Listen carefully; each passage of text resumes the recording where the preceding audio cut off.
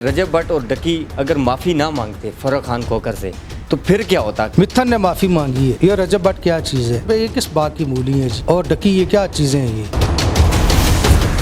मित्थन ने जो माफ़ी मांगी है वो तरलू के साथ की है। अगर इंडिया का एक सुपरस्टार जो है वो अगर हाथ जोड़ के और सियासत में भी उसको बड़ा कद्दावर आदमी है तो ये किस बात की मूली है? अच्छा हुआ है कि उन्होंने माफ़ी मांग ली है, वरना उनको पता है।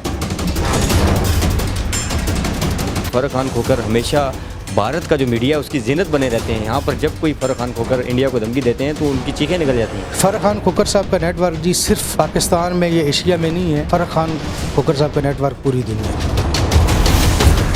रजब भट्ट नामी शख्स जो है उसने नदीम नानीवाला ने और डकी ने मिलके एक वेबसाइट बनाई। अब तो वो वेबसाइट जो है वो क्रैश हो चुकी है और ये रजब भट्ट हैं, इन्होंने ये इल्ज़ाम लगाया है कि जिन लोगों ने वीडियो पैगाम जारी किया था तो उनकी वजह से हमारी जो वेबसाइट है वो क्रैश हो गई है। तो आप समझते हैं कि ये आप लोगों के फॉलोअर्स थे जितने भी थे जिन्होंने उनकी वेबसाइट को क्रैश किया? फर्रुख खान खोखर साहब जो हैं उनको सिर्फ पाकिस्तान नहीं वो पूरी दुनिया में पहचाने जाते हैं। फर्रुख खान खोखर साहब की लीगल एक्सपर्ट टीम है आईटी की, वो जो सिंगापुर में होती है। फर्रुख खान खोखर साहब ने पता किया, उन्होंने बताया जी कि ये इस तरह ये जो है लूटने का इनका प्रोग्राम है। ये किसी के कहने पे नहीं हुआ। ये फर्रुख खान खोखर साहब ने प्रॉपर जो है ना अपनी जो टीम है, एक्सपर्ट टीम है आईटी की, सिंगापुर से पता की है। फिर उन्होंने ये ऐलान किया है कि इस तरह ये ऐप को नहीं चलने देंगे और भी उनके पास बड़े ऑप्शन है। फर्रुख खोखर जो हैं उनको इस मामले पे तनकीद का निशाना क्यों बनाया जा रहा है? क्योंकि वो अब फांसी के ख़िलाफ़ निकले हैं, उन लोगों के ख़िलाफ़ निकले हैं जो अपनी माएँ बहनें बेटियाँ जो हैं उनको सोशल मीडिया की ज़ीनत बनाते हैं।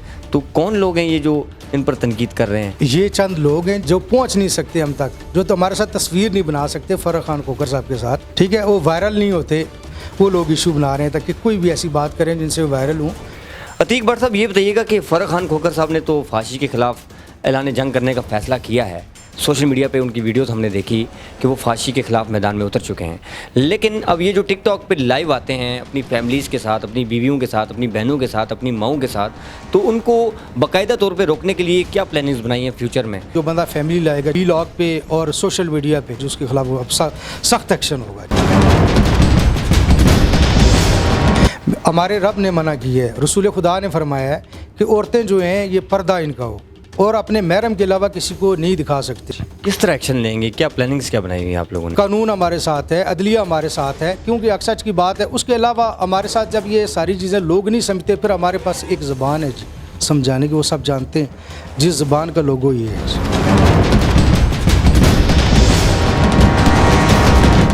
हमने उन्हें धमकी नहीं दी, हम उनको समझाया है कि बच्चों ये चीज़ें ठीक नहीं है। उन्हें माफ़ी मांगी है, अब माफ़ी तक काम नहीं चलेगा।